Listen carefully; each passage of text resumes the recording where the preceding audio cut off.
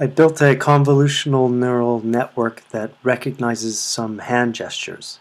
But I didn't train this network from scratch. Instead, I got from the web the weights for a network that was pre-trained on ImageNet. And I implemented that network, but then chopped off its head. In its place, I put on a new head, which was a dense layer of 256 nodes and a new softmax layer, which is the output layer. And then I trained that network on my particular task, which was to recognize some hand gestures. Validation accuracy was 99.75%, which was great. And I'll give a demo of the classifier at work now.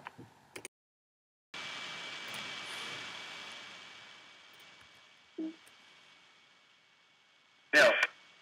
0. So I can 0. move my hand around 0. and it still recognizes 0. the gesture. 5. 5. 2. 2. 3. 4. 1. 2. 0. 0. 2. 2. Nil. Nil. Nil.